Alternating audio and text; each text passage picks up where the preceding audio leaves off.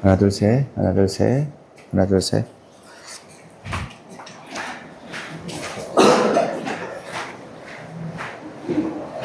내가 눌렀나, 녹화를? 녹화를 눌렀나, 모르겠네. 네. 그렇군요. 정신이 없네.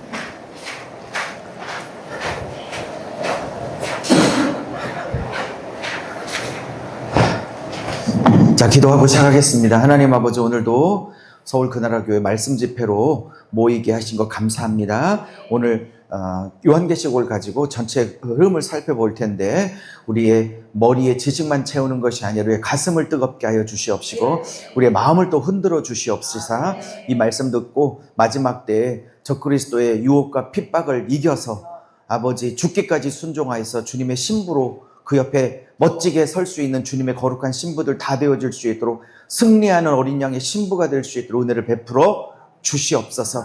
강의하는 저에게도 함께 하셔서 경험 의지하지 않고 지식 의지하지 않고 오직 성령님만을 의지하며 강의할 수 있도록 도와주시기를 원합니다. 이 자리를 예수 그리스도의 보혈의 피를 뿌리고 바르고 덮습니다. 예수 그리스도의 보혈의 피가 충만하게 임할지어다.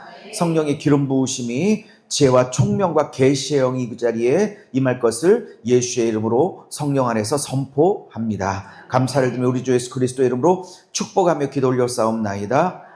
아멘. 할렐루야. 우리 하나님께 영광의 박수 한번 올려드릴까요? 할렐루야. 한번 옆분에게 인사합니다. 잘 오셨어요. 축복합니다. 잘 오셨어요. 축복합니다. 예, 지금 날씨가 밖에가 38도더라고요. 오늘 38도까지 뭐 어마어마하게 덥더라고요. 전철 타고 여기까지 오시는데 힘드셨죠. 몇 분 걷는 것도. 그 이스라엘 백성은 막 50도까지 치솟고, 그죠? 새벽에는 영하 20도까지 떨어지는 그 광야에서 40년을 하나님 한 분 믿고 버텨야 됐으니 얼마나 힘들었겠어요. 그죠? 그러니 우리가 한 석 달 정도 이렇게 폭염에 시달릴 것 같은데, 이번 여름 덥다고 하거든요. 석 달 지내면서 아우 덥네, 짜증난다 이렇게 생각하지 마시고, 우리는 잠깐 겪는 거지만 이스라엘 백성은 40년을 겪었구나. 그들이 하나님 앞에 원망 불평하는 것이 어쩌면 또 한번 이해가 될 수도 있는, 그렇다고 물이 충분하게 많았거나 뭐 냉장고가 있어서 포카리 있을 때 얼렁얼렁 빼먹을 수 있는 상황도 아니고, 그죠? 여러분, 출애굽기와 레위기를 보면 이스라엘 백성이 총 몇 번 불평하셨나 아세요? 출애굽기 레위기를 보면 총 20번 불평해요. 몇 년 동안? 40년 동안. 출애굽기과 민수기를 따지면 횟수로 20번밖에 안 해. 40년을. 그러면 2년에 한 번 꼴이야. 2년에 한 번 꼴. 그죠? 그 더위에서, 그 추위에서, 그 광야에서 2년에 한 번 꼴로 하나님 앞에 원망했다는 건 대단한 거예요. 우리는 하루에 200번도 더 하잖아. 그 이스라엘 백성 만만하게 보면 안 된다니까. 그 상황에서도 2년에 한 번 꼴로 원망했다는 건 대단한 거예요. 그 더위. 어쨌든 더위를 이기시고 오신 여러분을 예수의 이름으로 축복합니다. 은사 집회하면 이 자리가 꽉 차. 예언 들으려고. 뭐 환상 뭐 보냐고 궁금하고, 방언 통역 받으려고. 근데 제가 늘 강조하지만 저는 말씀 집회 오신 여러분을 예언 집회 오신 여러분보다 요만큼은 더 사랑해. 내일 오신 분들도 사랑하지만 말씀 집회 오신 분들을 나는 some more, 좀 더 사랑해. 왜요? 말씀밖에 없거든. 말씀밖에 없거든. 그래서 오늘 달려나오신 여러분을 주님의 이름으로 축복합니다. 자, 우리는 지난달에 제가 유튜브에 계속 올려놓고 있거든요. 그러니까 서울 유석영 목사 서울 그나라교회 말씀 집회 뜨면 1차부터 지난달 5차까지 다 떠요. 5번이 6차거든요. 그러니까 오늘 것도 올려놓을게요. 그러니까 복습하시라고 올려놓는 거고요. 지난주 5차 세미나가 되게 재밌었고 굉장히 중요했어요. 그러니까 그 지난달 거 세미나를 찾아서 꼭 들으시기를 바랍니다. 계시록 서론이었거든요. 오늘은 그 다음 거를 하려고 그래요. 그 다음 거. 그러니까 사실은 지난주 게 굉장한 묘미였고 정말 재밌었던 강의.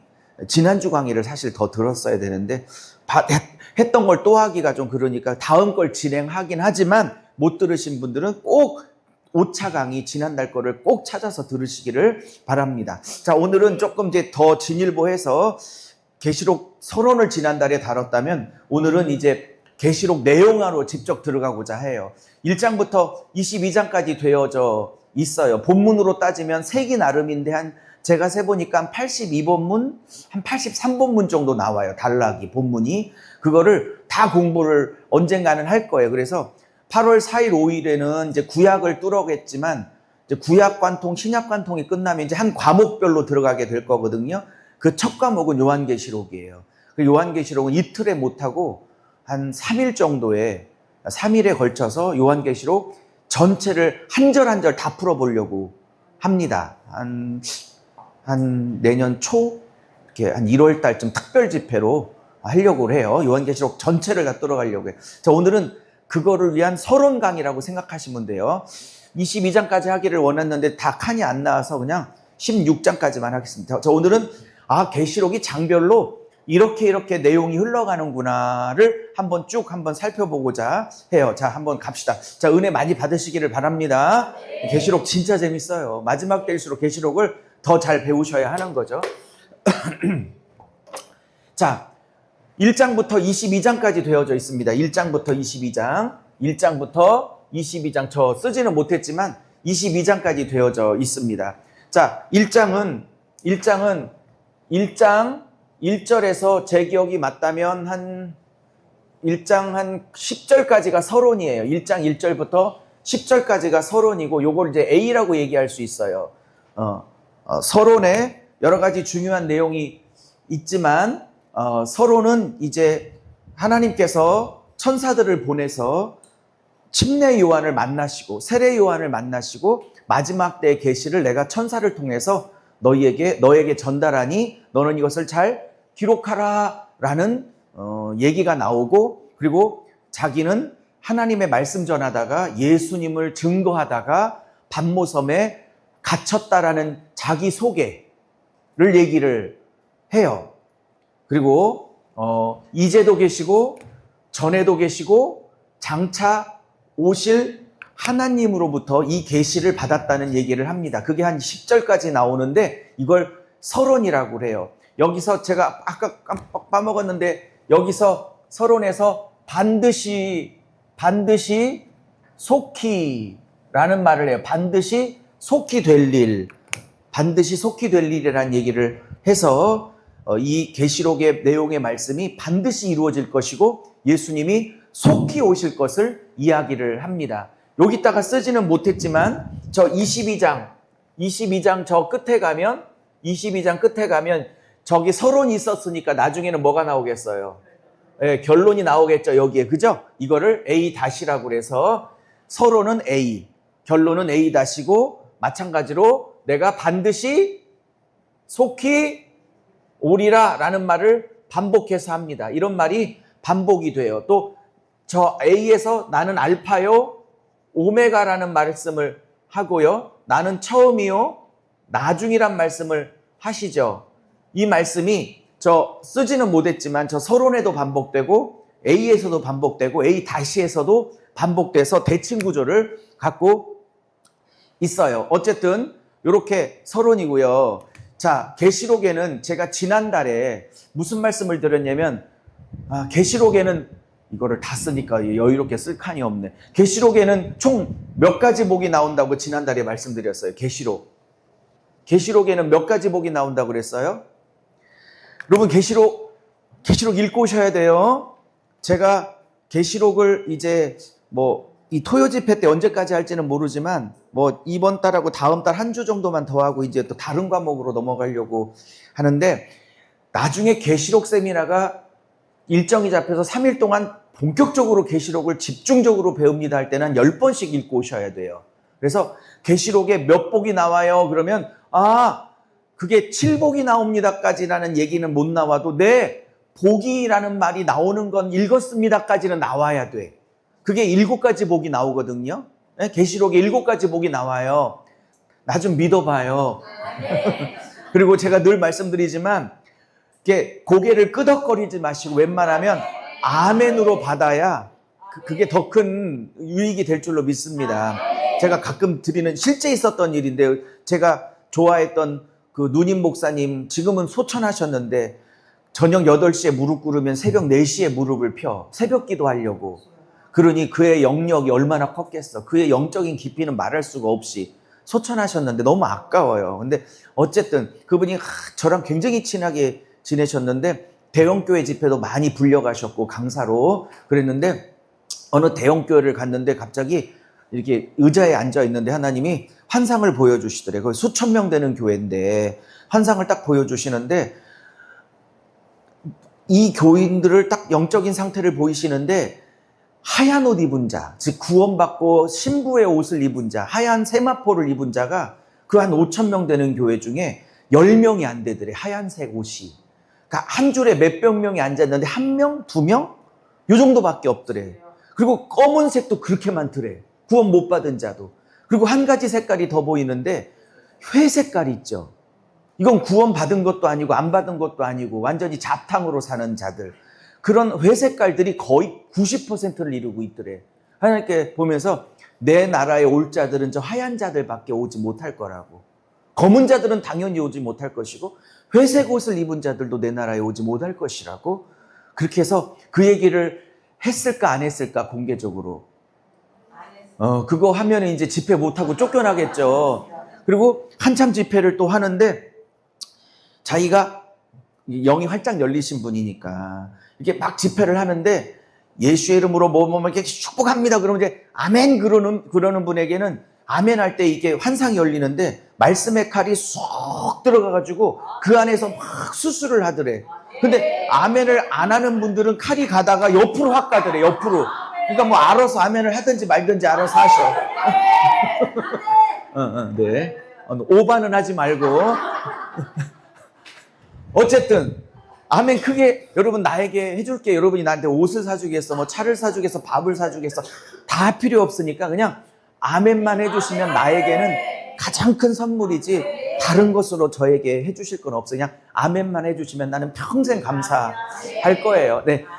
계시록에는 몇 가지 복이 나오냐면 7복이 나와요. 7복. 자, 여쭤봅시다. 이건 계시록의 복이고 마태복음에는 몇 가지 복이 나올까요? 8복이 나와요. 심령이 가난한 자는 복이 있나니부터 시작해서 애통한 자는 복이 있나니, 온유한 자는 복이 있나니, 의에 줄이고 목마른 자는 복이 있나니, 마음이 청결한 자는 복이 있나니, 쭉쭉쭉 나오죠. 긍휼을 베푸는 자는 복이 있나니. 그리고 마지막 복은 뭐예요? 8복 마지막 복. 의를 위하여 핍박받는 자는 복이 있나니. 그죠? 예. 선지자들이 이렇게 핍박하였느니라 이렇게 나오죠. 너희가 핍박을 받을 때 뭐래? 나로 인하여 핍박을 받을 때 뭐래요?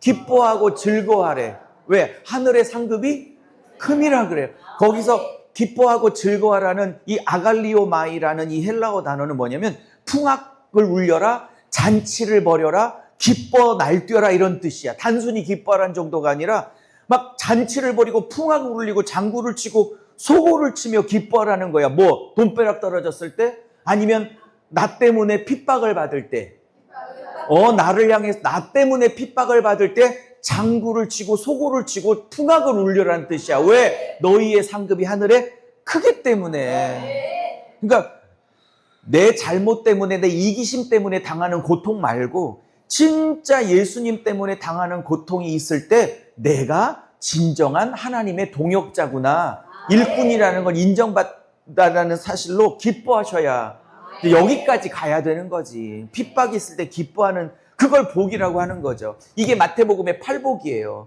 그러면 계시록에도 7복이 나와. 그러니까 신약 첫 권에도 8복, 신약의 마지막 복도 7복, 합치면 15가지 복이 있죠. 사랑하는 여러분, 하나씩 언젠가는 공부할 때가 있겠지만 이 15가지 복을 이 땅에서 다 누릴 수 있기를 예수의 이름으로 축복합니다.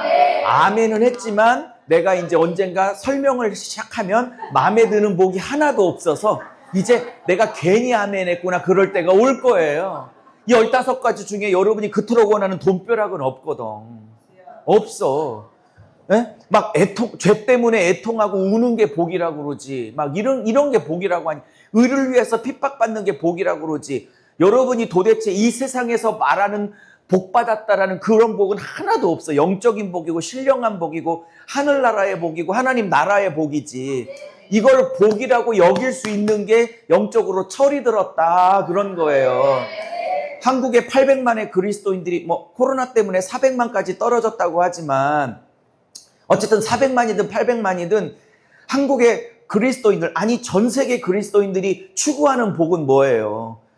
예수 안 믿는 사람들이 추구하는 복을 예수 믿는 사람도 똑같이 추구한다 이 말입니다. 그죠?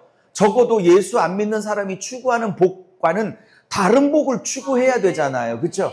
여러분, 복 중에 최고의 복은 그 사람의 성품이 예수 닮아가는 복이 최고의 복이에요. 그리고 예수가 최고의 복이야. 예수라는 분을 내가 구원을 받았고 예수라는 분이 내 안에 오셨으면 내가 받을 수 있는 모든 건 사실은 다 받았던 거예요. 예수가 내 안에 들어오셨으면 나는 최고의 것을 받은 거라고. 예수 말고 그 다음 기타 부가적인 것들은 주셔도 감사, 안 주셔도 감사지, 예수 주셨으면 하나님은 줄 수 있는 건 모든 걸 다 주셨다 이 말입니다. 예수가 복이지 뭐가 복이냐고. 예수가 복이지. 그래서 계시록에 7복이 나오는데 여기 1장에서 첫 번째 복이 나와요. 이게 1장 3절이에요. 자, 1장 3절 찾습니다. 오늘 쉬는 시간 없이 그냥 쭉 끝까지 가요. 한 2시간, 한 3시 반에 끝낼게요. 화장실 가고 싶은 분들은 중간에 개인적으로 갔다 갔다 하셔요. 중간에 안 쉴 테니까. 자, 중간에 저보고 물 좀 먹으라고 누가 하도 물을 안 먹고 그랬더니 제가 1장 3절 읽겠습니다. 아, 네. 1장 3절 시작.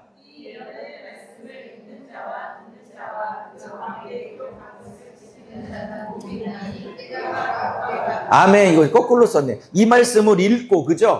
이 말씀을 읽고, 여기가 듣고네. 여기가 듣고, 예, 이 말씀을 읽고 듣고 지키는 자가 복이 있나니 왜냐하면 때가 가까웠으니. 이렇게 1장 3절이 나와요.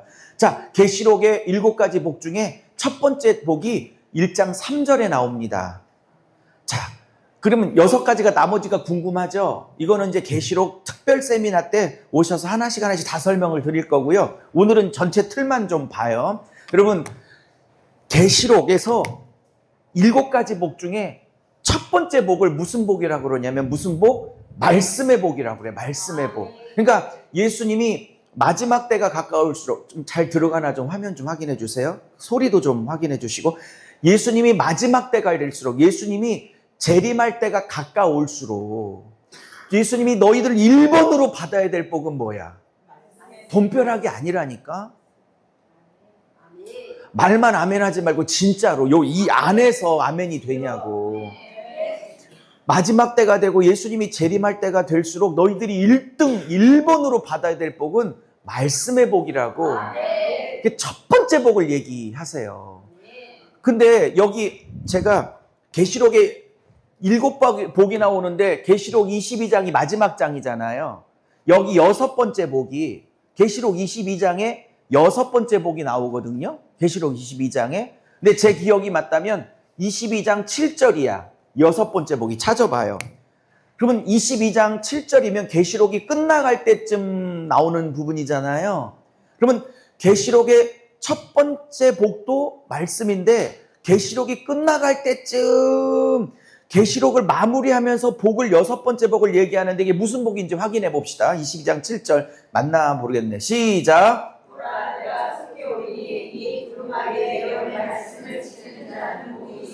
할렐루야. 이 예언의 두루마기에 마리의 예언의 말씀을 지키는 자는 복이 있다. 지금 계시록을 끝내가면서 또 한 번 복을 6번째로 얘기하는데 무슨 복?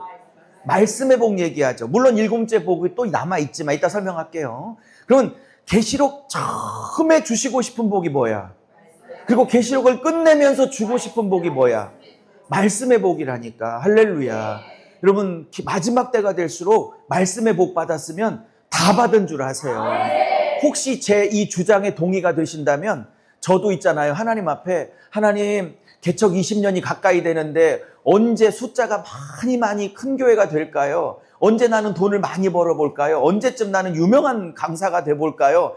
나는 언제쯤 이런 축복을 받아볼까요? 주님이 그랬을 때 아들아 너는 축복을 다 받았느니라. 너는 진짜 복 다 받았어. 그래서 뭘 받았어요? 그랬더니 내가 말씀을 줬잖아.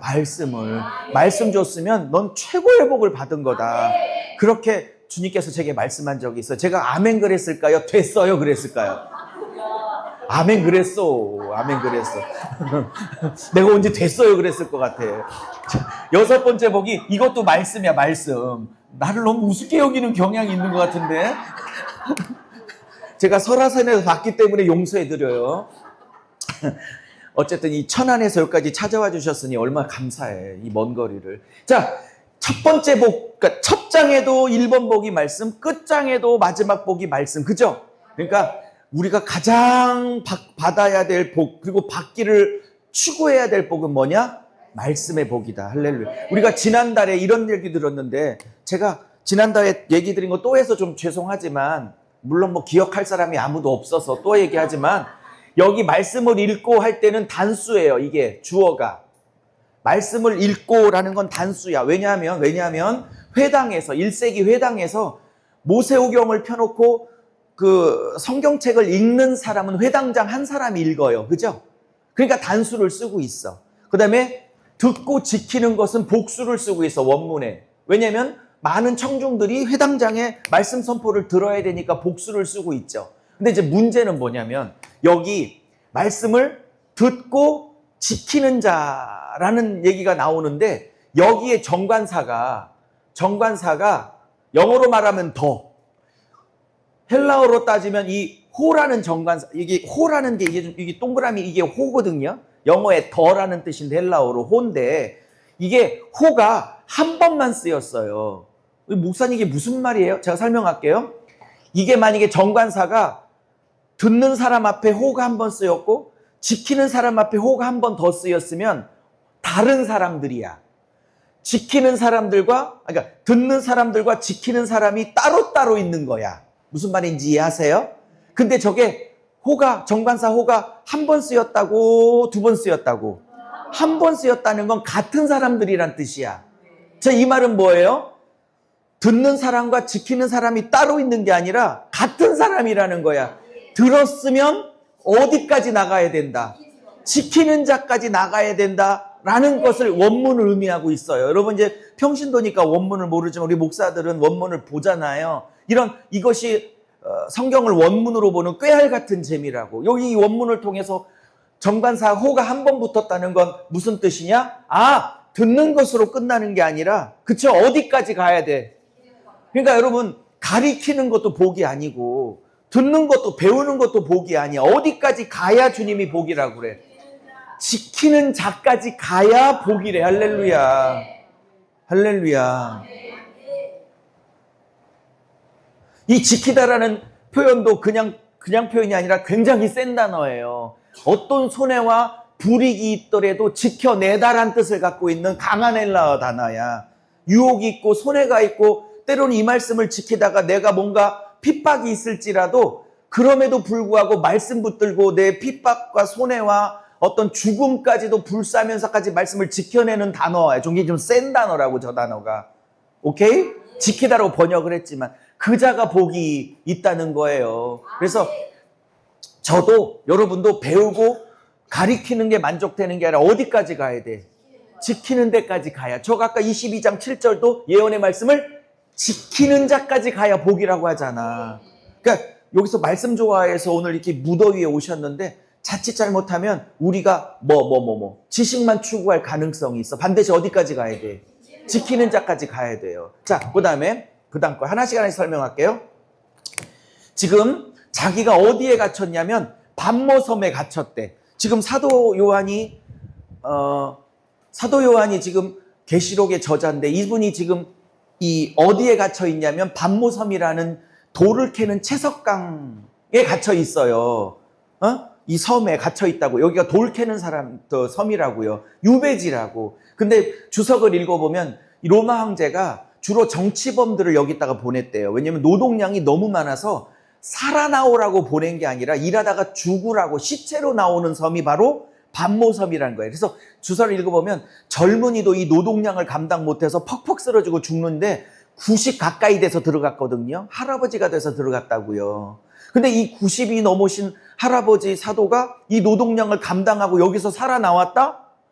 기적이죠. 젊은이도, 그러니까 아예 정치범들을 죽으라고 보내는 섬인데 살아나온 거야. 그리고 이 살아나와서 22장까지 계시록을 썼단 말이죠. 여러분, 왜 살아나왔을까? 젊은이도 살아나올 수 없는 노동량을 갖고 있는 이 반모섬에서 이 노인네가 어떻게 살아나왔을까? 1번, 비타민을 많이 먹었다. 1번. 2번, 뭔가 살아남아서 해야 될 하나님의 마지막 사명이 있기 때문에 하나님이 살리셨다. 모든 답은 몇 번? 2번. 하나님이 살리셨죠. 왜? 무슨 사명이 남았어? 사도 요한에게, 이 할아버지에게 무슨 사명이 남았어? 계시록을 완성을 해야 성경 66권 정경이 끝나죠. 이분이 여기서 돌아가셨으면 66권째 계시록을 누가 써? 그리고 어떤 분들은 이거를 반모섬에서 썼대. 무슨 반모섬에서 써? 반모섬에서 본 환상을 나와가지고 자기 목회지에 돌아가서 이걸 기억해서 쓴 거지. 무슨 말인지 하셨어요? 반모섬에서 나와서 한참 더 사셨어요. 네? 왜 살았냐고. 사명이 있는 한 죽지 않는다니까. 여러분, 사명이 있는 한 안 죽어. 적용 들어가는 거예요. 사명이 있으니까 안 죽었잖아. 계시록을 완성해야 될 사명이 있으니까 안 죽었어. 이 노동량에도. 여러분, 사명이 있는 이상 안 죽어. 여러분, 그 경제 문제가 아무리 힘들고 죽을 것 같아도 내게 사명이 있으면 아직 안 죽어. 자식 속색이고 남편 아내 속색여도 또 사업이 어려워도 절망하지 마세요. 내가 아버지께 영광을 돌려야 될 나의 사명이 남아있는 이상, 그걸 사명이라고 하거든. 사명은 하나님께서 내게 받으실 영광을 사명이라고 그래. 내가 하나님께 돌려야 될 영광이 아직은 남아있는 이상, 즉 사명이 남아있는 이상 안 죽어요. 제가 한 달 안에 병원을 2번을 갔는데 갈 때마다 충격적인 얘기를 들어가지고 3주 전에 갔더니 여기가 너무 아파서 조금 과식을 했는데 여기가 위가 아프면 여기가 아파야 되는데 여기 쓸개 쪽이 너무, 그래서 응급실에 가서 주사를, 진통제를 종류를 바꿔가면서 4대를 맞았는데도 더 이상 안 나죠. 다음은 몰핀 성분을 놔야 되는데 그런데도 통증이 안 가려. 떼굴떼굴 굴른 적이 있어요. 한 달 전에. 죽다 살아났어. 그래서 검사를 했어. 이건 단순히 통증이 아니다. 알고 봤더니 쓸개, 담석이, 담이라고 그래. 담낭에 돌이 들어가 있어서 이 돌을 빼내려면 담석 자체, 그 담낭 자체를, 쓸개 자체를 잘라내야 된대. 그래서 그렇게 통증이 있었던 모양. 그래서 우리가 쓸개 빠진 놈이라고 그러잖아요. 제가 이제 몇 개월 후면 이제 쓸개 빠진 놈이 됩니다. 이거 잘라내야 돼서. 그냥 그런가 보다 했어요. 또 이번 주에 병원을 갔다 왔는데 좀 몸이 안 좋아서 갔다 왔는데 갑자기 저보고 의사 선생님이 몇 살에서 50대 중반입니다 그랬더니 오래 살고 싶어요. 일찍 가고 싶어서 오래 살고 싶은데요. 제가 그랬더니 간 수치가 너무 높아가지고 간이 굳어지는 수치가 높은데 정상이 5.5인데 제가 8.7이 나왔어. 그러면 상당히 위험한 숫자래. 그러니까 이게 간경화 가기 전에 숫자래 여기가. 수치가. 그래서 제가 지금 특별관리가 들어갔는데 하나님, 내가 그래서 하나님 날 일찍 부르시나 보다. 이번 주에 있었던 일인가 보죠. 그랬더니 제 마음에 하나님께서 아직 네 사명은 시작도 안 했다. 그러니 건강관리 잘 해라. 간 수치 잘 조절하고 이거 굳어지면 간경화 가거든요. 그러면 안 되죠. 그래서 제가 지금 관리에 들어갔는데 제가 이 얘기 왜냐면 걱정스럽고 염려되는 일 많지만 하나님이 나를 통해서 받으셔야 될 영광이 남아있는 이상, 사명이 남아있는 이상, 물론 나도 관리해야겠지만 절대 죽지 않아요. 사도 요한이 반모섬에서 죽을 수밖에 없는 상황 속에서도 살아남은 건 사명이 있었기 때문이야. 근데 그가 반모섬에 갇힌 이유가 뭐야? 자기 이기심과 자기 욕심 때문에 갇힌 거예요. 하나님 말씀 전하다가, 예수 드러내다가. 할렐루야. 자, 이제 계시록을 배울 때 한 가지 알아야 될 점은 뭐냐면 계시록 안에, 잘 들으셔요. 계시록 안에 개인이든 어떤 교회 공동체를 얘기하든 항상 기계적으로 하나님께서 기뻐하는 사람, 하나님이 기뻐하는 공동체를 얘기할 때는 딱 저 단어를 얘기해. 하나님의 말씀과 예수의 증거를 가진 자들. 이게 기계적으로 따라붙어.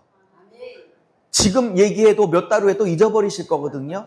근데 이게 개인이든 공동체든 반드시 그러니까 하나님의 사람들을 얘기할 때는 하나님의 말씀과 예수의 증거를 가진 자라고 꼭 기계적으로 따라붙어요, 저 말이.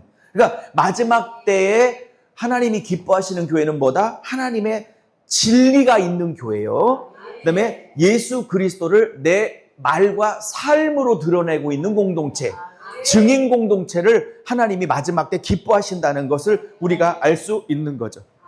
그래서 사도 바울이 자기를 이렇게 얘기해. 내 절까지는 기억이 안 나는데 이렇게 얘기해요.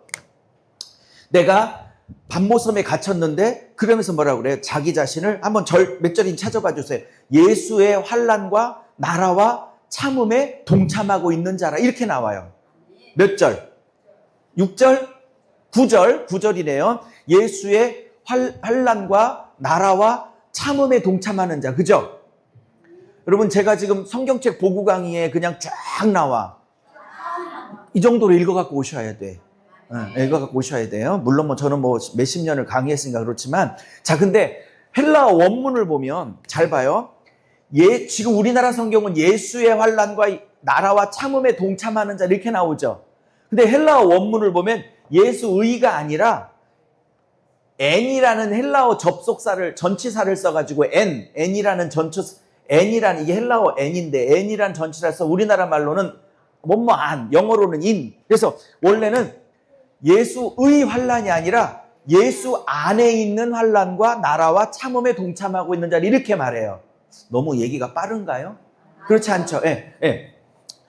여러분, 예수 안에 들어오면 뭐가 있어요? 예수 안에 들어오면 세 가지가 있다는 거야. 우리는 뭘 원해? 예수 안에 들어오면 거짓 복음자, 거짓 설교자들, 거짓 복음 전하는 자들은 뭐라고 사람들을 꼬드겨서 예수 믿게 만들어? 예수 안에만 들어와 부귀영화 있고 호의호식 있고 만사형통 있다고 이렇게 세 가지를 꼬드겨. 거짓 복음이에요. 예수 안에 들어오면 세 가지가 따라붙어. 고난과 나라와 참음이 따라붙어.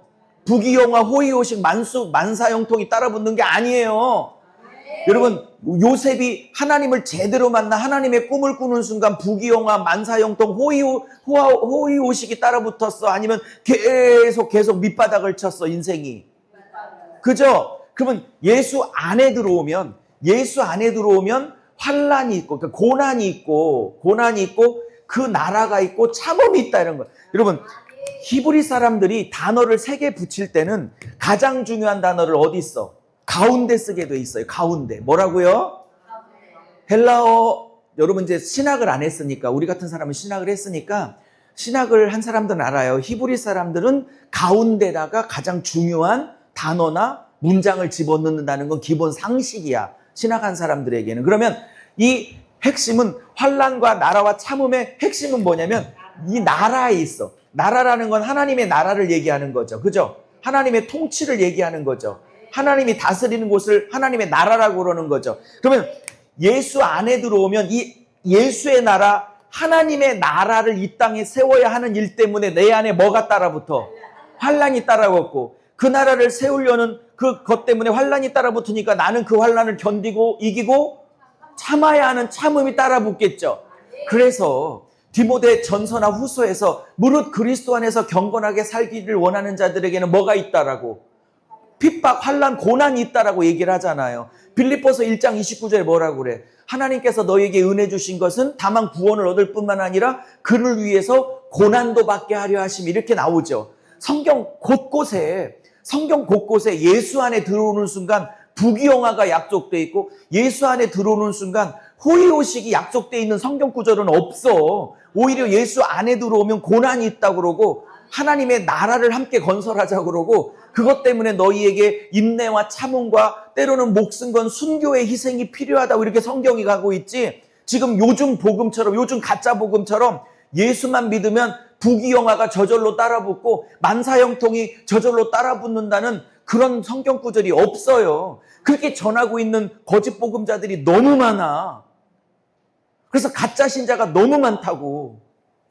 그 전부 다 쭉정이들 있잖아요. 그래서 쭉정이와 알곡이 뭐예요? 저는 시골에서 물 먹으라고 저 뒤에서 물을 드셨어. 좋네요. 제가 막 몇 시간도 물을 안 먹고 얘기할 때가 있어서. 그래서 어쨌든 그만할게요. 그래서 예수 안에 들어오면 뭐가 있다? 환난, 나라, 참음인데 그 핵심은 뭐다? 그 나라, 하나님의 통치를 받고 그 통치를 실현하는 자로서의 고난이 있고 그거에 대한 참음이 있게 된다. 그러니까 복음을 제대로 알아야지 예수 믿고 이 땅에서 부귀영화를 누리려고 예수가 나를 그렇게 알라딘의 요술램프의 지니처럼 나를 도와주는 자라는 거짓 복음에 속지 마세요. 어머, 목사님, 나 그게 예수 믿는 줄로 알고 있었는데 잘못 믿은 거예요. 죄송하지만 구원이 없어요. 정신 차려, 지옥 가기 전에.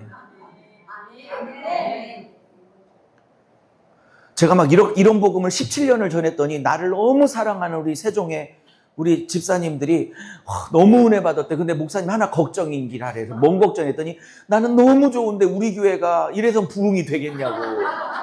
맨날 이런 복음으로 사람을 어떻게 모으겠냐고. 사람들이 됐다 싫어하는 그러니까 예수 믿으면 부귀영화 만사형통이 있다고 전에도 사람이 올까 말까 한 편에 예수 안에 고난이 있고 예수 안에 자기 부인이 있고 예수 안에 회개가 있어야 되고 나를 따라오려거든 자기를 부인하고 내 십자가를 지고 예수님을 쫓아야 된다고 하면 우리는 언제 부흥할 거냐고 막 별 걱정을 다 해. 자, 그러면서 그러니까 복음을 제대로 잘 배우라고. 잘못된 복음을 갖고 있다가 죽어서 지옥 가지 말고 정신 차리라고. 거짓 복음에 속지 말고. 자, 요까지가 서론이에요. 자, 그러면 1장 10절부터 22절까지 예수님의 10가지 모습이 나와요. 몇 가지 모습이요? 성경을 좀 펴놓고 따라오세요.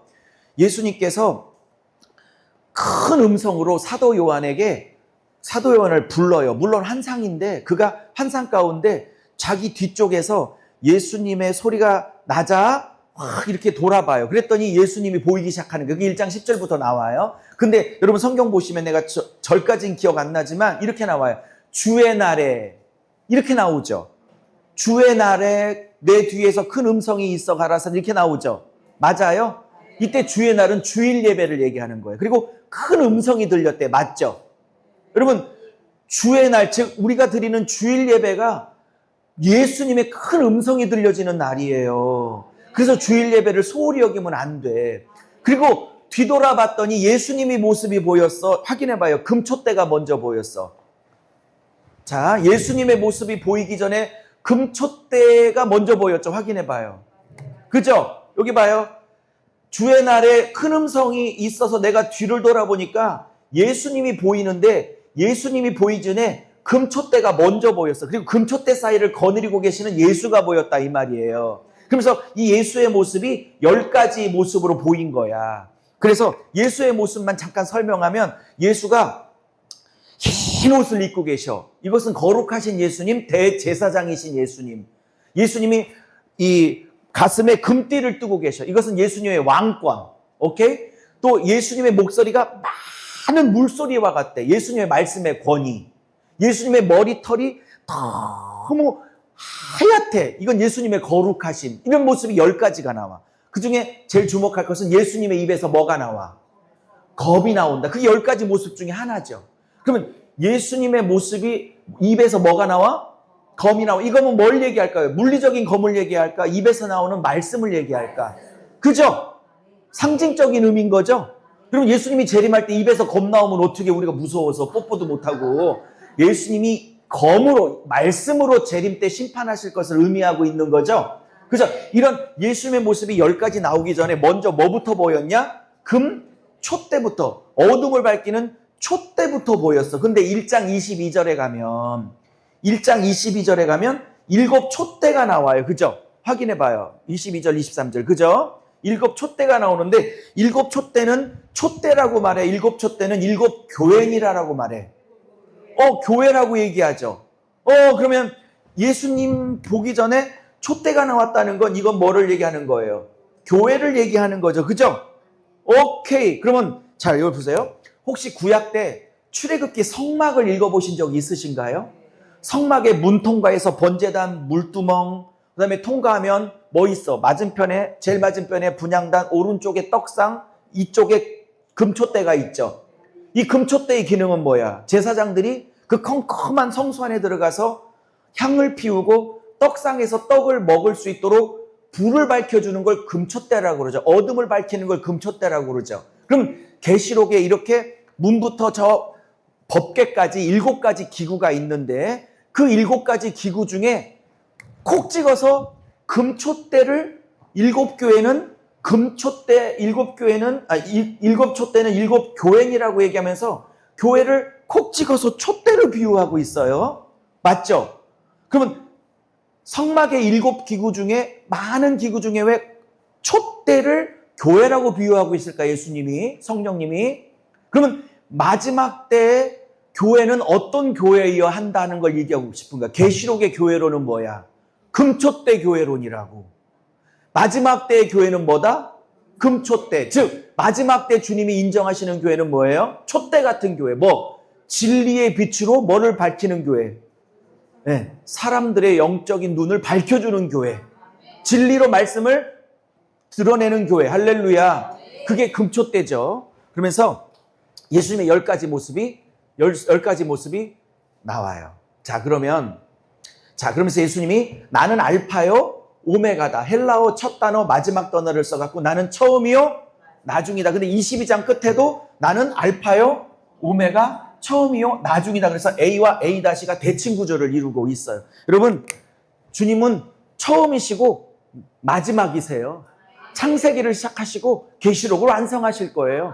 이 서울 그나라교회를 시작하게 한 것도 유석영이 아니에요. 유석영이 10월 6일 날 유석영이 개인의 욕심으로 시작한 교회가 아니에요. 나는 우리 서울 그나라교회 시작도 알파고 예수님이고 우리 교회 마지막도 예수님이라고 믿습니다. 마찬가지 여러분의 인생을 여러분이 시작한 게 아니고 여러분의 인생도 예수님이 시작하셨고 여러분의 인생의 마지막 오메가도 예수님이 마무리하실 거라고 저는 믿습니다. 그러면서 1장 4절 찾으세요. 1장 4절에 이제도 계시고 전에도 계시고 장차 오실 리 이렇게 얘기하고 있어요. 여러분, 지금 제가 다는 못 풀어도 핵심만 조금씩 풀고 있거든요. 요렇게 한 절 한 절씩 3일을 한번 다 배워봐. 계시록이 얼마나 재밌겠냐고. 네. 자, 1장 4절 읽겠습니다. 시작. 요한은 아시아에 있는 7교회의 편지자니 이제도 계시고 전에도 계셨고 장차 오실 이와 그의 보좌에 있는 7병과 아멘. 자, 그러면 1장 4절 읽으신 거죠? 자, 8절 읽을게요. 1장 8절 시작.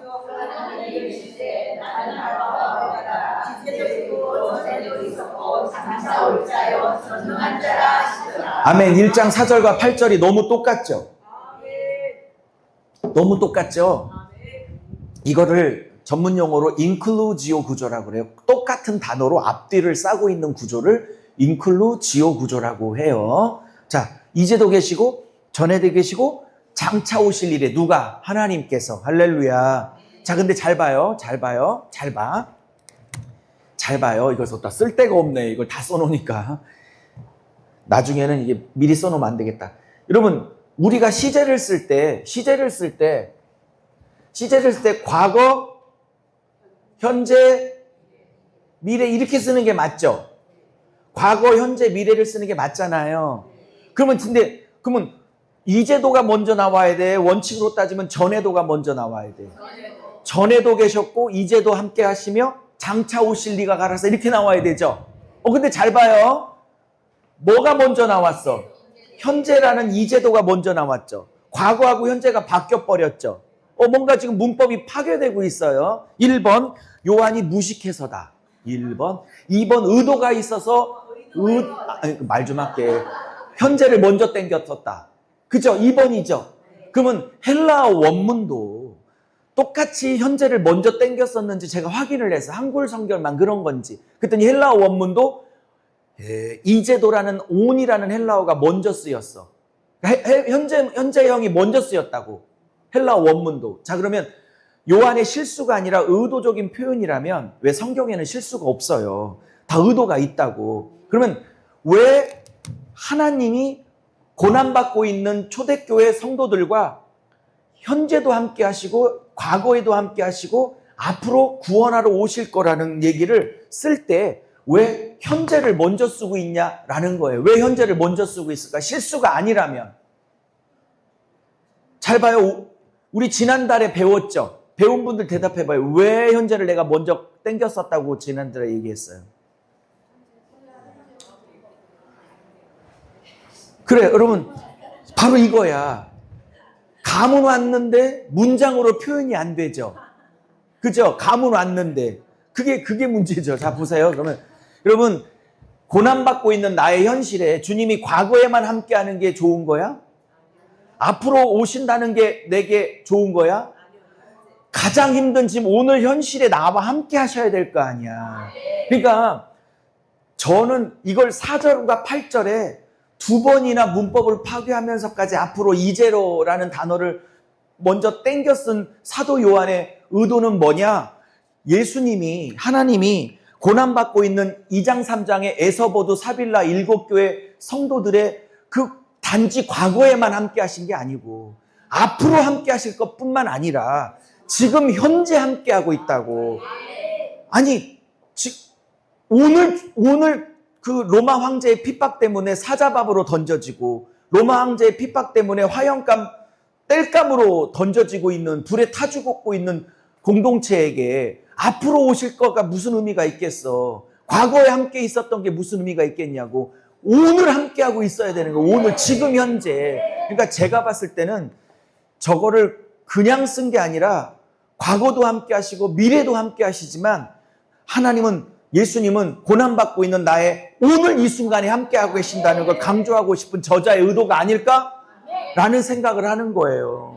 그러니까 여러분은 평신도라 이렇게까지 꼼꼼하게 성경을 안 보지만 이제 저는 성경을 연구하는 사람이니까 이런 게 의도가 있을 것이다 라는 생각을 하는 거죠. 자, 여기 장차 오실 일, 이 장차 오실 일, 이 장차 오실 일 있잖아요. 여러분, 이 장차 오실 일 있잖아요. 이게 앞으로 오겠다는 거죠, 미래에. 그래서 저는 단순히 헬라어 원문에 당연히 시제가 미래형이겠다 이렇게 생각을 했어요. 제 말 이해하셨어요? 상식적으로 미래형인 것 같죠? 앞으로 장차 오실 거라니까. 천만의 말씀. 헬라어 원문을 보니까 미래형이 아니에요. 쉬는 시간에 없어요. 그냥 알아서 갔다 오셔요. 저는 해갖고 마칠 때니까. 좀 쉴까요? 그래요. 강사를 생각하는 마음이 하나도 없어요. 자, 어쨌든. 네. 그래요. 네. 자기들은 재밌고 나는 신장 터져 죽고. 자, 공팟인가? 그 말인가? 여러분, 저게 미래형일 거라고 제가 헬라어 원문을 찾았더니 어머, 깜짝 놀라서 미래형이 아니야. 이게 무슨 형이냐면 이게 현재 분사형이야. 뭐라고요? 분사형. 여러분 안 적어도 돼요. 나중에 동영상 올려줄 테니까 좀 몇 번이고 들어요. 적는다고 집에서 볼 것도 아닌 거 내가 알아. 현재 분사형이야. 이 현재 분사형은 헬라어로 뭐냐면 우리 중고등학교 때 배웠던 ing형, 뭐뭐하는 중이야라는 ing형을 현재 분사형이라고 헬라어에서. 그러면 이거를 원문대로 번역하면 나는 지금 현재 너희와 함께하며 그리고 과거에도 함께 해왔었으며 그리고 언젠가 앞으로 올 자야가 아니고 미래형이 아니고 나는 지금 너희들을 구원하러 지금 달려가고 있는 중이야 라는 현재 진행형, 현재 분사형을 쓰고 있다고. 할렐루야. 자, 그 다음에 여기까지가 1장이에요. 여기까지가 1장. 자, 그러면 좀 깊은 얘기를 좀 해보아도 될까요? 이 얘기는 제가 이런 식으로 푸니까 너무 좋아하는 목사님도 계시고 이해가 안 돼서 깨우뚱깨우뚱 거리는 목사님도 계셔. 그러니 성도들은 이 얘기가 더 어려울 수도 있겠다 싶지만 해보니까 성도들은 더 빨라. 왜냐면 성도들은 뭐 아는 게 없기 때문에 그냥 전하면 그냥 스폰지로 받아들이는데 목사님들은 했던 신학이 있어서 막 이러고 쳐다봐. 잘 봐요. 제가 어떻게 푸는지. 지금 요 신랑을 B라고 할게요. B 뭐라고요? 아까 서론과 결론을 A와 A-로 풀었죠. 그러면 신랑을 B로 했으면 저 뒤에 B-가 있어야 되는 거지. 무슨 말인지 알아요? 그러면 신랑이 B면 저 B-는 누구겠어? 신부죠. 애인이 아니고 신부죠. 신랑이 있으면 신부가 있어야겠지. 그러면 여기에 B-가 있는데 이게 21장 2절에서 9절이에요. 10절, 22장 9절 10절. 자, 그러면 잘 봐요. 22장 22장. 22장 죄송해요. 22장 갑자기 헷갈리네. 22장 2절로 갑시다. 그러면 21장 2절인가? 21장 2절 같은데 새 예루살렘 성이라고 나온 거. 21장이에요? 21장 처음에 쓴 게 맞는 거죠? 오케이. 21장. 자, 21장 2절로 가요. 자, 2절로 가요. 자, 가봅시다. 시작.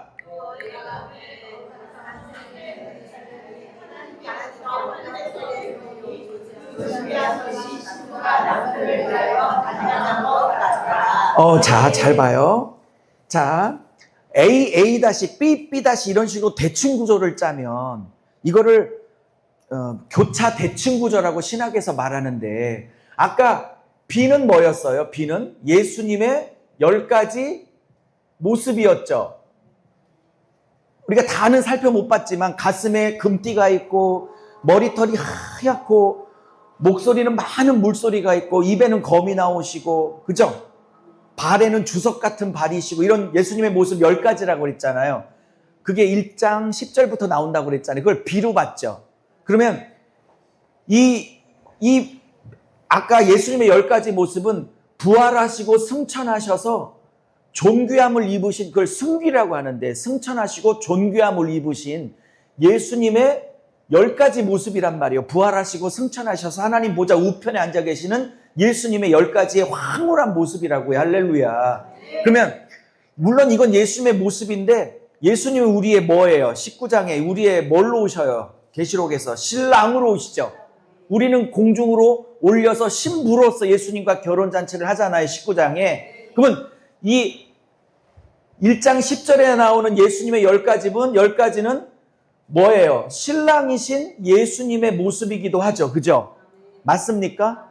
그러면 대칭 구조로 따지면 여기가 B라면 B 다시는 논리적으로 뭐가 와야겠어요? 신랑이니까 신부의 모습이 나와야 되는 게 맞죠?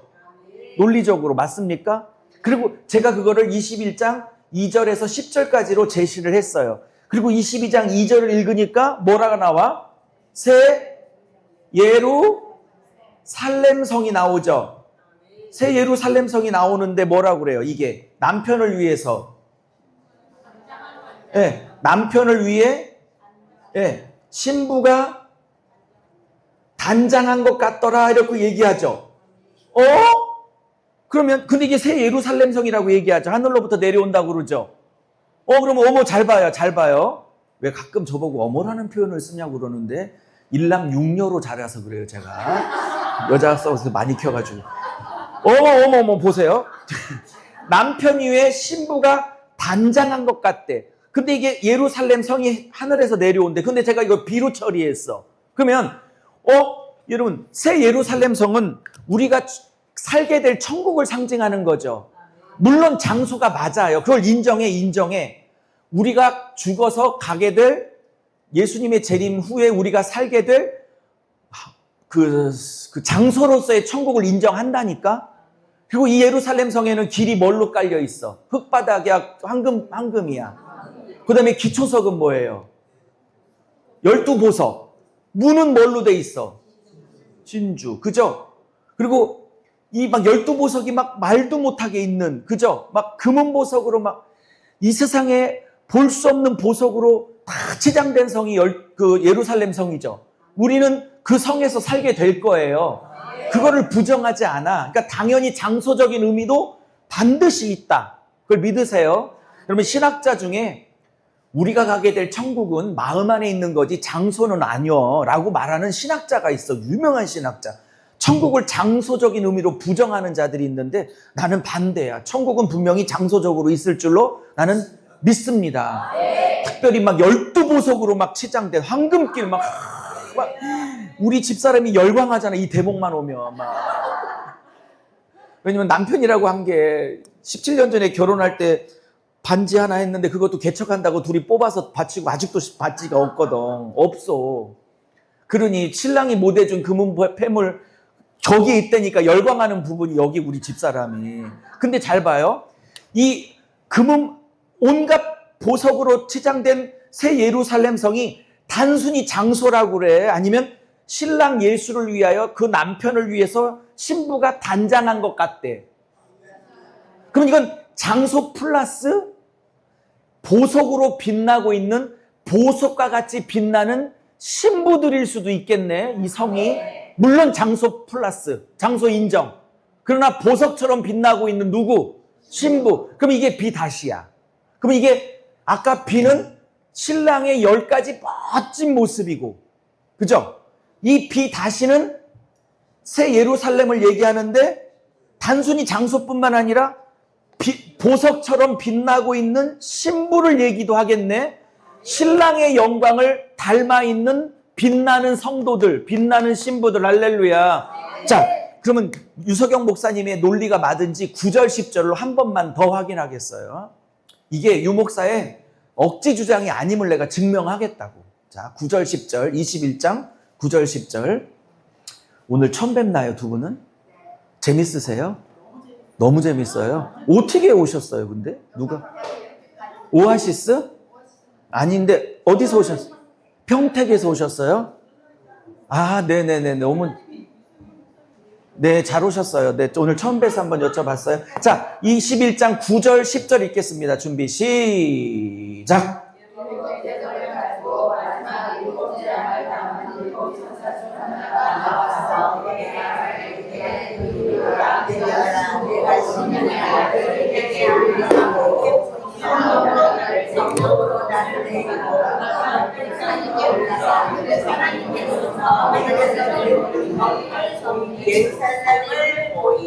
아멘. 네. 자, 성령이 나를 높은 데 이끌어가서 9절에 이렇게 말해요. 내가 어린 양, 즉 예수님의 신부를 보여줄게. 그래, 9절에. 그러면 10절에는 뭐가 나와야 돼? 사람이 나와야 되죠.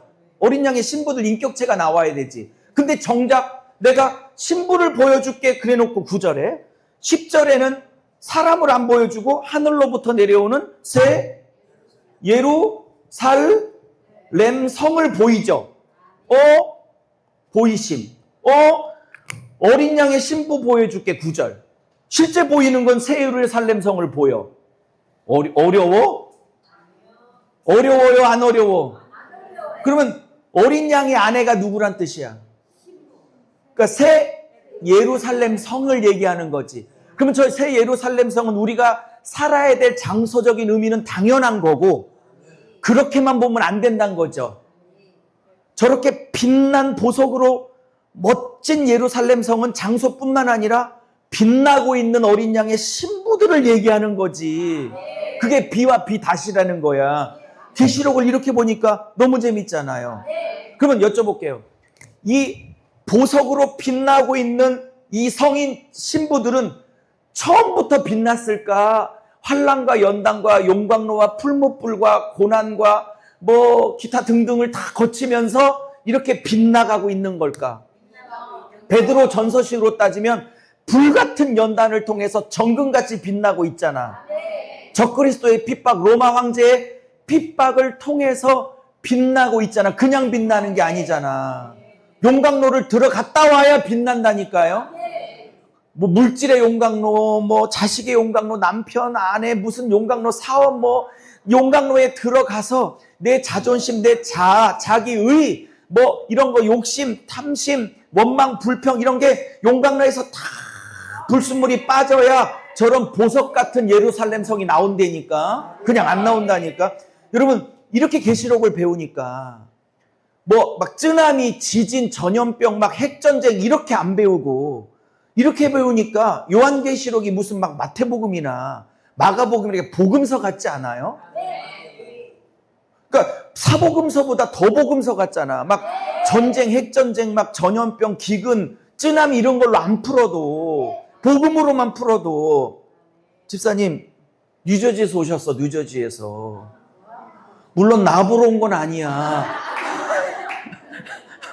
겸사겸사 왔지만 환불할 만하죠. 환불할 만하죠. 예, 환불하세요. 자, 저는 쉬는 시간 없으니까 그냥 알아서 다녀오시고요. 한번 발동 걸리면 제가 그래요. 요렇게 지금은 막 대충대충 띄엄띄엄 하지만 3일 날짜가 잡히면 한 절도 안 빼놓고 5m 현수막 3장에 5m 이제 15m에 모든 성경 구절을 다 넣었어.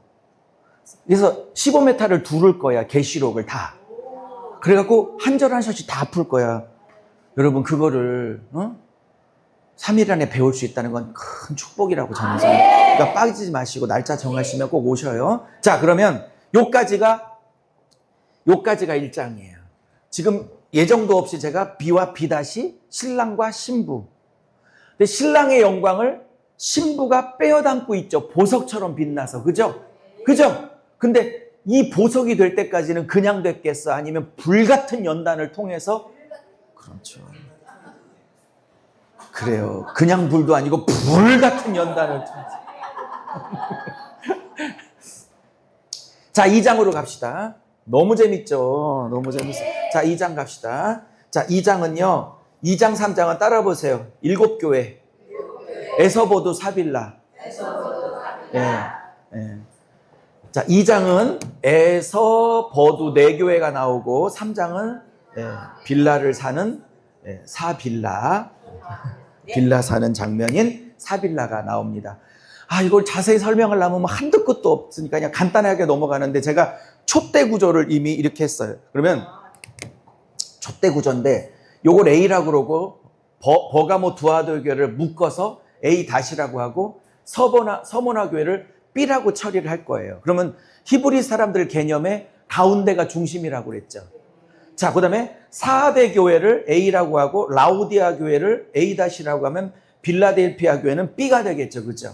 그러면 이 모든 히브리 개념의 중앙은 중심이라고 그랬어. 중앙 단원, 중앙에 있는 거는. 그러면 공교롭게도 유목사의 설명이 맞다면 계시록 7교회 중에 책망이 하나도 없이 오직 칭찬만 받은 교회가 딱 2교회가 있어요.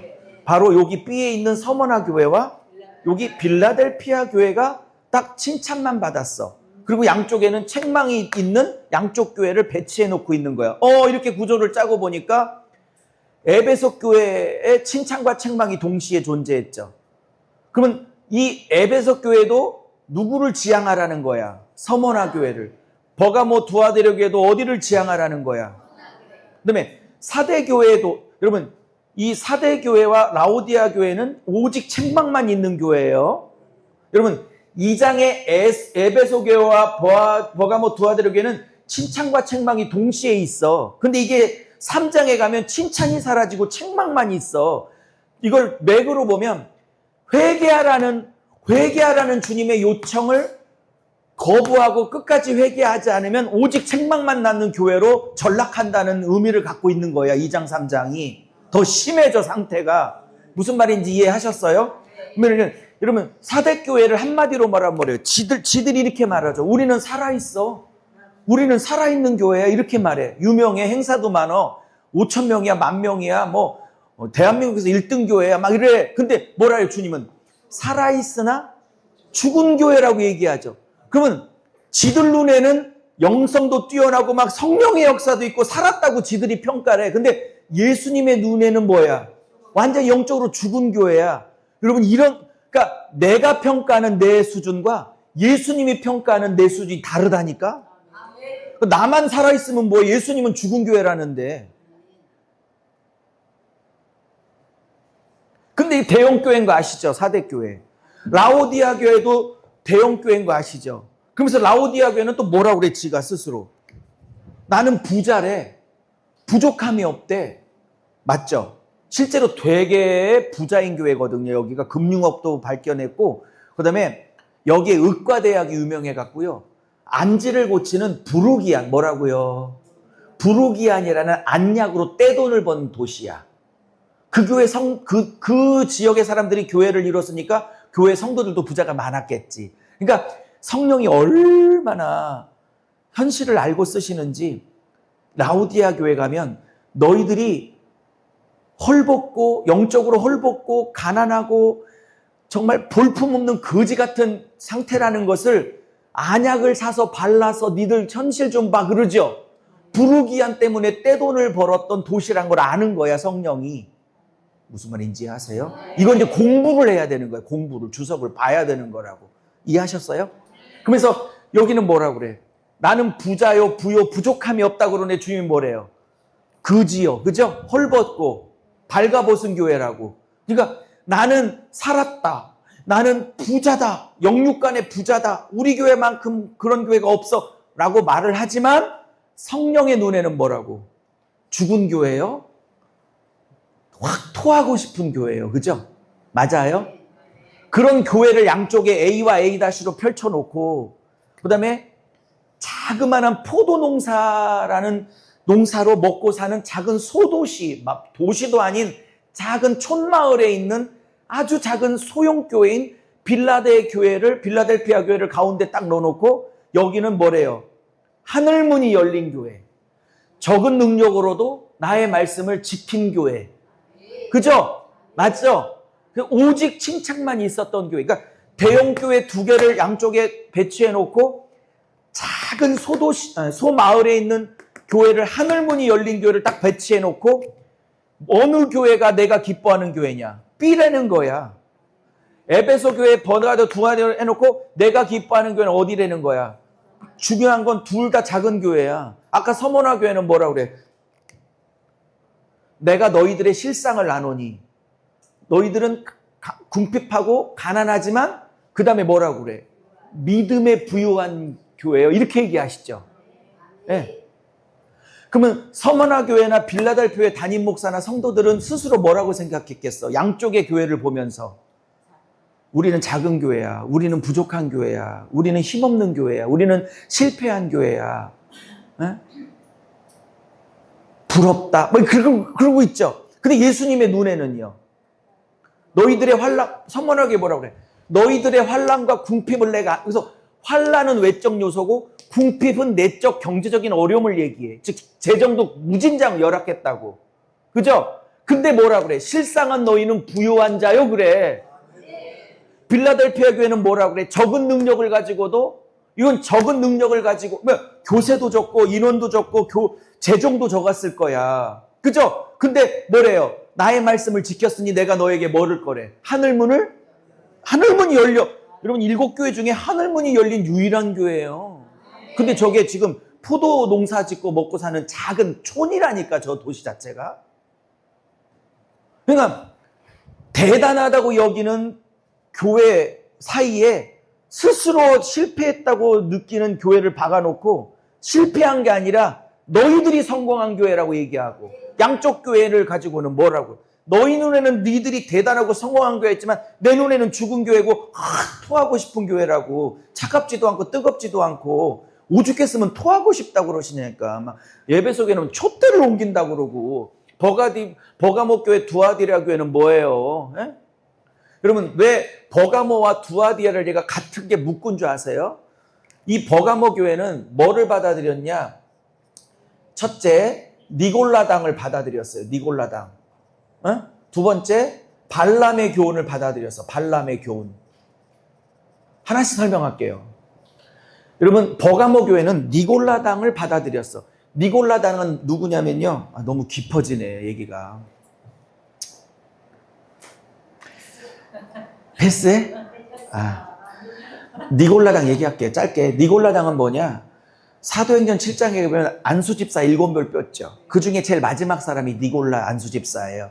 많은 학자들은 니골라라는 안수집사가 나중에 타락해서 니골라 이단을 만들었다고 봐.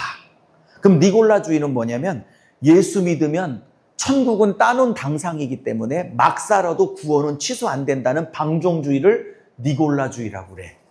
그러면 니골라주의는 2000년 전에도 2000년 전에만 있었어요. 한국 교회, 전 세계 교회가 니골라주의적 성향을 갖고 있어. 예수 믿으면 구원은 따놓은 당상이니까 막 살아도 구원 취소 안 되니까 막 살자 이렇게 나오는 거, 그 방종주의죠. 그럼 니골라주의는 2000년 전에만 있는 게 아니라 한국 교회 팽배하다니까. 당연히 천국 갈 줄 알고 확신하고 있다니까. 전부 지옥 갈 것들이 지옥 갈 거예요. 니골라주의는 뭐라고 너는 니골라가 싫으냐? 예수님 뭐래요? 계시록 나도 니골라가 싫다 이렇게 나오잖아. 아니, 내 얘기가 아니라 예수님이 나도 니골라를 싫어한다 그렇게 나오잖아. 발람은 뭐예요? 민수기의 발람이 뭐예요? 돈 받고 이스라엘 백성을 저주하려고 했던 자죠. 돈 때문에 저주하려고 했던 자. 맞아요? 그 물질주의를 얘기하는 거라고. 그러면 여기 두아디라 교회는 뭘 받아들였어? 이세벨의 교훈을 받아들인 거죠. 이 여자 선지자 이세벨. 여러분, 이세벨은 누구의 마누라예요? 열왕기 하에 보면 바알 숭배자 아합의 마누라죠. 남편을 꼬셔가지고 여호와 신앙을 떠나 바알을 섬기게 만들었던 아주 악랄한 왕비 이세벨을 얘기하는 거죠. 그러면 바알을 추종하게 만들었던 장본인 이세벨의 교훈은 뭐야? 바알 숭배 사상이라고. 그럼 바알이란 신은 어떤 거예요? 풍요와 번영의 신이라고. 그러면 그걸 받아들였대. 그러면 이세벨의 교훈을 받아들였다는 건 두아디라 교회에 이세벨이라는 여자가 실명으로 있었다는 뜻이야? 아니면 어떤 여자 설교자가 전하는 메시지가 이세벨의 바알 신앙을 전했다는 뜻이야? 몇 번? 2번이지. 실제 이세벨이라는 여자가 실명이 있었다는 뜻이 아니고. 그럼 바알, 번영과 축복의 복음을 전했다는 거야. 그러니까 버가모 교회, 두아들의 교회는 니골라당, 발람, 이세벨 전부 다 세상 가치잖아. 세 개가 다. 그래서 같은 묶은 거예요, 내가. 이해하셨어요? 그럼 여쭤볼게요. 2000년 전에만 니골라당, 발람, 이세벨이 있어. 지금도 한국교회와 전 세계 니골라당, 발람, 이세벨의 교훈이 있어. 서울 그나라 교회가 세워진 이유도 이런 싸움을 하기 위해서 세워진 거야. 서울의 교회가 얼마나 많은데 또 뭘 하나 또 보태겠어. 이 싸움을 하려고. 성도들 정신 차리기 위해서 지옥 안 가고 천국 가게 만들려고. 여기 보석 같은 신부 만들려고. 이 보석 같은. 오직 말씀과 기도와 연단으로만 만들어져. 화장실은 알아서 갔다 오셔요. 자, 그 다음에요. 거기까지 하면은 하고 그래. 화장실 가는 것까지. 자, 저는 이제 4장으로 넘어갑니다. 4장, 5장. 1시간 남았네요. 제가 힘들어 보여요? 막 재밌어 죽으려고 그래. 힘들어.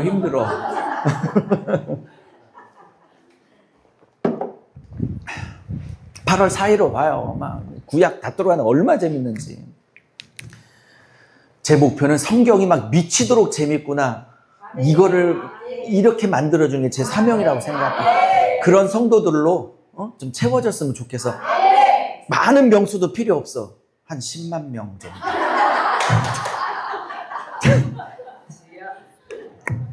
아니 어떤 분이 저보고 예언하더니 유 목사님 이렇게 하나님께서 내가 너를 어느 정도의 교회로 만들어줄 거냐고 마음에 그리래 그대로 만들어준다고 그래. 내가 10만 명 그랬거든 속으로. 그분 예언이 사실 맞는지 안 맞는지 모르겠지만 자 너는 믿고 있어요. 자 4장 5장 가면 하늘 보자 환상이 나와요.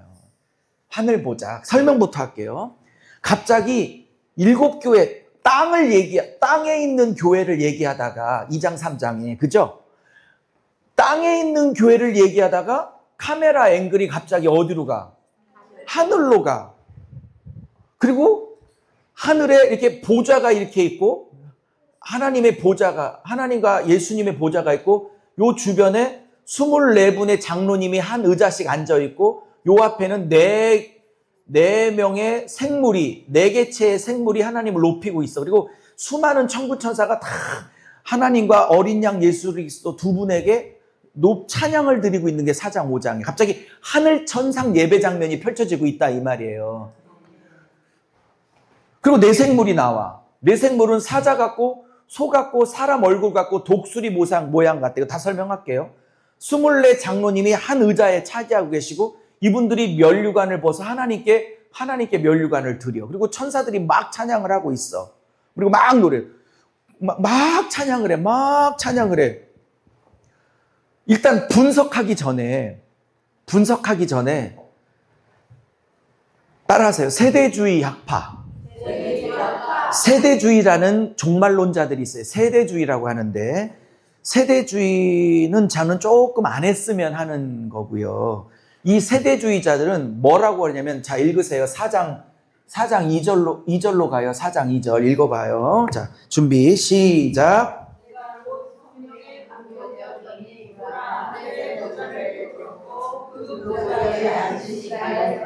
그 다음에 3절이에요. 이리로 올라와라. 이리로 올라와라가 몇 절이에요? 4장. 이리로 올라와라. 1절이요. 1절에 이리로 올라와라 그러죠. 4장 1절. 맞습니까? 1절 찾으셨어요? 자, 이리로 올라와라. 올라와라. 제가 키 작은 건 정말 불만이 없는데요. 이렇게 좀 많이 써야 될 때는 작은 게 조금 아쉬운 게 있어요. 아, 진짜 많이 나왔네. 이 쓰지도 못할 공간을 왜 만들어 놨냐? 8월 4일, 5일 날 너무 쓸 게 많아서 미리 써 놓으려고 여기를 공간을 넘긴 거예요. 의자 놓고 쓸 거예요, 제가.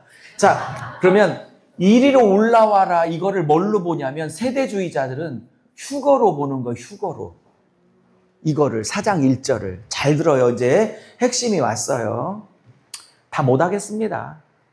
하는 데까지 하다가 또 다음 달도 있으니까 매주 하고 싶죠? 네. 그럼 내가 매주 토요일 주일 2번씩 올라와야 되잖아. 이제 빨리 서울에 집을 하나 얻어서 어떻게 원룸이라도 얻어서 있어야 될까 생각하고 있어요. 자, 어쨌든 그래서 내가 이수역에 원룸 알아봤더니 왜 이렇게 비싸? 막 5천 1억에 막 80 막 이러고 1원도 없구만. 1억. 4장 1절에 이리로 올라와라를 누가 조용기 목사님이나 영국의 존 다비나 미국의 스코필드 또 기타 많은 목사님들이 공중 휴거로 보는 거야. 4장 1절을. 여러분 보세요. 예수님이 재림하기 전에 7년 전에 대환란이 시작되기 전 공중으로 신부들을 성도들을 공중으로 끌어올린다는 휴거론이 있죠. 즉 환란 전 휴거론. 그게 4장 1절인 거예요. 이렇게 주장하는 걸 세대주의적 종말론자라고 그래. 난 이걸 안 했으면 좋겠다고. 어머, 나 그렇게 믿고 있었는데 난 그게 정답 아니에요? 라고 생각한 얼굴들이신데 조금 몇 달만 더 들어보시면 균형을 잡으셔야 될 거예요. 어쨌든 그러면 만약에 그들의 얘기가 옳다면 사도 요한에게 성령께서 이리로 올라와라 그래서 이제 올라가서 이 하늘 보좌 환상 이 천사들이 경배하는 걸 보게 되는 거거든요. 그거를 조용기 목사님이나 영국의 존 넬슨 다비나 미국의 스코필드 같은 세대주의 신학자들이 공중으로 올라가는 휴거로 봤다고. 그러면 여쭤볼게요. 지금 4장 1절에 이리로 올라오는 게 전 교회 성도들의 휴거일까요? 아니면 요한 한 사람을 올리려고 하는 장면일까요? 저는 이렇게 보는 게 맞는 것 같은데 휴거론자들은 요한은 교회를 대표하는 자요. 4장 1절에 전 성도가 전성도라네. 선택받은 합격한 성도들이 올라가게 된다. 휴거다. 공중 휴거다. 그리고 올라가서 7년간 예수님하고 혼인잔치를 벌인다. 그게 이제 세대론자인 거예요. 틀렸다는 게 아니라 그들의 주장이 그렇다고. 틀리고 안 틀리고는 이제 여러분이 결정해야 되는 부분이에요. 그렇게 되면 무슨 현상이 벌어지냐면 4장 2절부터 예수님이 재림하는 19장까지는 다시 4장 1절에 공중으로 올라갔다면 여러분과 내가 그러면 4장 2절부터 예수님이 재림하는 19장까지는 우리랑 관계없는 얘기가 돼. 왜 우리는 어디로 올라가 있어? 하늘에 올라가서 어디까지 쳐다봐? 19장 예수님이 내려올 때 함께 내려올 때까지 공중에서 다 떠서 보는 거예요. 4장 2절부터는 남의 얘기야. 나는 떠 있으니까 위에. 그러면 4장 2절부터 19장까지는 나랑 아무 관계없는 얘기야? 계시록이? 그런 논리가 되는 거라고. 4장 1절에 떠가니까. 내가 아무리 봐도 4장 1절은 전 성도가 휴거하는 휴거장이라기보단 요한 개인을 올려서 천국 보좌를 보여주는 개인의 환상이라고 봐야 되는 게 맞다 이 말입니다. 그러면 혹시 제 주장에 동의를 해주신다면 이게 휴거가 아니고 요한 개인을 올려서 천국 보좌를 보여주는 개인의 환상이라고 보여주신다면 이 주장에 동의를 하신다면 왜 그러고 있냐는 거야. 잘 봐요. 2장 3장에 땅을 계속 얘기해서 땅에 있는 7교회의 고난을 얘기했어. 물론 칭찬과 책망도 있지만 어쨌든 간에 예수님의 핏값으로 세우신 교회들이죠. 그러면 라오디게는 토하고 싶은 교회였지만 주님이 뭐라고 그래? 마지막에 회개하라고 하면서 뭐라고 그래? 내가 사랑하는 자를 책망하노니 열심을 내어 회개하게 하라고 그러지. 토하고 싶다고 그래서 미워했어? 사랑했어? 사랑하니까 이렇게 강성 발언이 나온 거죠.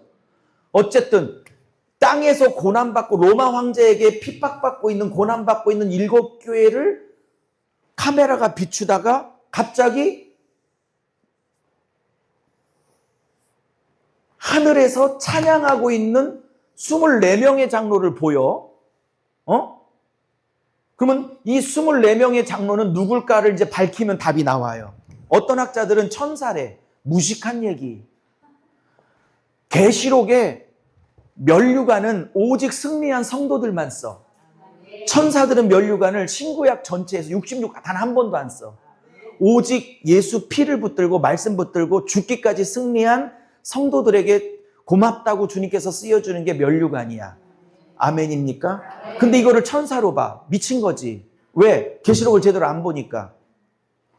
그러면 이거는 천사가 아니고 12 더하기 10이야. 왜 해필이면 24명이겠냐고요. 왜 25명도 아니고 23명도 아니고 24명이겠냐고. 24명. 24명만 그러면 하나님 보좌 주변에 24명만 앉아있으면 이미 우리로 끝난 거야. 우리 25명이거든 여기에. 그럼 나는 어떻게 해? 여러분이 나는 어떻게 해? 한 자리 없잖아 내 자리는. 그러면 이건 상징일까 물리적 숫자일까? 당연히 그렇겠죠. 그럼 분석하면 12 더하기 10이거든. 그러면 앞에 12는 뭘까? 12지파. 구약에 구원받은 12지파를 상징하는 대표수. 즉 앞에 12는 구약지파 12, 즉 구약에서 구원받은 성도들의 대표수. 뒤에 12는 12사도. 신약에서 구원받은 성도들 대표수. 그럼 합치면 24명은 물리적인 24명이 아니라 신구약에서 하나님의 은혜 붙들고 구원받은 성도들의 상징수. 그러면 여기 24명의 의자에 여러분도 있는 거겠죠? 지금 여러분도 있을 거 아니야? 여러분도 있잖아. 그러면 이 사람들은 원래는 지금 현실은 지금 어디 있어? 현실은 땅에 있죠. 목이 막 갈라지네. 내가 안 쉬니까. 나를 위해서 쉬어야 되는 건데.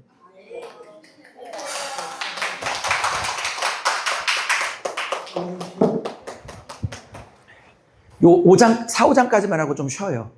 제가 목이 갈라져서 안 되겠어. 그러면 이 24명이 4명이 아니라 신구약에서 구원받고 승리한 신구약 구원 성도의 대표수죠. 그러면 이들의 현실은 지금 어디야? 땅에서 고난받고 있지. 그죠? 그들의 미래는 어디야? 하나님 보좌 주변에 24자리 한 자리씩 차지하고 있죠. 이 백성들이.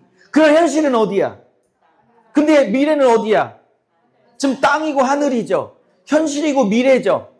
그럼 이거 휴거가 아니라 요한의 문학적 기법으로서 뭐를 보여주는 거야? 너희들 7교회 성도들아, 지금은 이렇게 땅에서 고난받고 로마 황제에게 핍박받고 지금 이렇게 하고 있지만 너희들의 미래는 어디 있다? 이미 어디 있는 거다? 아직 닥치진 않았지만 너희들의 미래는 어디 있다? 이미 승리하여서 하나님 보좌 주변에 앉아있는 거다. 그러니까 땅을 비추다가 갑자기 하늘을 비추면서 뭐라고 하는 거예요, 요한이. 지금 아무리 현실은 힘들고 어려워도 너희들의 미래는 이미 승리하고 앉아 있으니 이 미래의 승리를 보고 오늘의 아픈 현실을 미래를 보면서 이기라고. 미래를 미리 보여줄 테니 이기라고. 그런 문학적 기법이지. 이거를 휴거로 보면 안 된다라는 게 제 주장이라 이 말이에요. 무슨 말인지 아세요? 자, 조금 더 진행해요. 그러면 아이고 할 얘기 많다. 그러면 이 24장로는 이해하셨죠? 여러분도 한 분이라는 걸 아셨죠? 그러면 이분들이 면류관을 쓰고 있죠. 이분들은 그러면 면류관을 그냥 썼어? 죽기까지 순교하면서까지 예수 지켜서 쓴 거야. 그쵸? 그냥 쓴 거 아니죠. 근데 저분들이 면류관을 끝까지 쓰고 있어. 그것마저 벗어서 하나님과 예수님께 던져. 면류관은 승리했다는 상징이죠. 근데 그거를 예수님과 하나님께 던져. 그거 왜 던져? 승질나서 던져? 이 승리마저도 이 승리마저도 누가 하신 거? 내 의와 내 노력으로 한 승리야? 하나님과 예수와 성령 삼위 하나님의 은혜와 능력과 도우심으로 이긴 승리야. 그러니까 이 승리의 주인공은 나야, 하나님이야. 그러니까 그 승리를 하게 하신 하나님께 던지는 거지. 그래서 로마 8장에 나로 넉넉히 이기게 하신 하나님께 감사한다고 그러지. 내가 이긴다고 그래. 나로 넉넉히 이기게 하신 하나님이라고 그래. 내가 이기는 게 아니라 이기게 하신다니까. 그 하나님께 면류관을 드려. 면류관 가지고 주 앞에 드리세, 이렇게 나오잖아요. 그 승리마저도 하나님의 은혜로 한 것이다 고백을 하잖아요. 그리고 내 생물도 막 하나님을 찬양해. 사자, 소, 사람, 독수리와 같은 형상의 천사들이 나타나. 이거를 옛날에 어거스틴이라는 학자가 4세기의 신학자인데, 사자는 왕이잖아요. 마태복음. 소는 섬기는 거잖아요. 마가복음. 사람은 사람으로 오신 예수님, 누가복음. 독수리는 하늘이잖아요. 하늘로부터 오신 예수님, 요한복음. 이렇게 풀었어. 기똥차죠. 근데 요즘은 아무도 그렇게 해석 안 하고 옛날 해석이고, 이 내생물은 뭐냐? 모든 피조물의 대표야. 다시 말할게. 사자는 모든 짐승의 대표야. 그죠? 아니, 모든 짐승의 왕이야. 맞아요? 소는 뭐예요? 모든 가축의 대표야. 독수리는요, 모든 조류의 대표야. 사람은요, 이 모든 곳의 대표야. 그러면 이 네 가지 짐승들은 모든 피조물의 대표자들이 나와서 하나님을 노래하고 있는 거지. 모든 피조물들이. 이걸 이렇게 봐야지 마태, 마가, 누가, 요한복음으로 보는 건 아닌 거지. 그건 옛날 해석이고. 자, 그러면 마무리하고 좀 쉽시다. 자, 그러면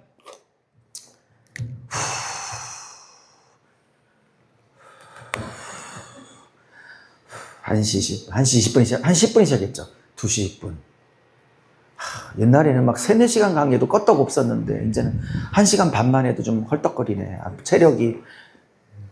자, 그러면 이게 4장 5장인데 4장은 예수님께 초점 맞춘 게 아니라 하나님께 초점을 맞춰. 잘 분석하면 하나님이 우리를 만드신 창조주를 노래해. 그게 4장의 내용이야. 5장은 예수님께 초점을 맞추는데 달라요. 4장과 5장의 초점이 달라. 5장은 나를 위해서 피 흘려 죽으신 예수님의 피를 노래하고 피 흘려 죽으신 구속주 예수님을 노래해. 그래서 4장은 하나님 찬양, 즉 창조주의 찬양, 그러니까 하나님의 창조 사역을 찬양하고 5장은 예수님의 구속 사역을 찬양해. 좀 달라, 내용이 정확하게 달라. 근데 재밌는 건요, 마지막 얘기하고 좀 쉬겠습니다. 여기. 자, 이제 5장을 펼치세요. 마지막 이야기하고 쉴게요. 5장에 펼치면, 제 기억이 맞다면 5장 초반기에 뭐가 나오냐면 이 환상을 보고 있는 사도 요한이 막 울어. 혹시 운다는 표현이 나오죠? 네, 막 울어. 우는 이유를 가만히 봤더니 뭐라고, 왜 우냐면 마지막 계시를 담은 이 작은 두루마리를, 7인을 뗄 자가 없어서 막 울어. 그렇게 나오죠? 그러니까 24장로님 중에 한 분이 오셔가지고 사도 요한에게 울지 마 그래. 확인해 봐요. 그죠? 울지 마 그래. 그러면서 울지 말아야 되는 이유가 뭐냐면 아무도 인을 뗄 자가 없지만 한 분은 이 인을 뗄 자격이 있는 분이 계셔. 이러면서 위로를 내. 그분이 누구냐면 어린 양 예수 그리스도야. 그분만이 이것을 뗄 수 있대. 왜냐면 6장부터 봐요. 여기 6장부터 인재양이 시작되죠. 첫 번째인, 두 번째인, 세 번째인, 네 번째인 쭉 인을 떼니까 지상에 심판이 시작되잖아요. 근데 이거를 떼야 심판이 시작되는데 5장에 뗄 사람이 없으니까, 합당한 자격을 갖출 자가 없으니까 막 요한이 우니까 어린 양 예수만이 뗄 자격이 있으니까 걱정하지 말고 그만 울어. 이렇게 위로하잖아요. 근데 이제 마지막 얘기요. 잘 봐요. 제가 절까지는 기억이 안 나. 절까지 기억나면 얼마나 좋을까. 근데 절까지 기억 안 나는데 중간에 무슨 얘기가 나오냐면 이런 얘기가 나와요.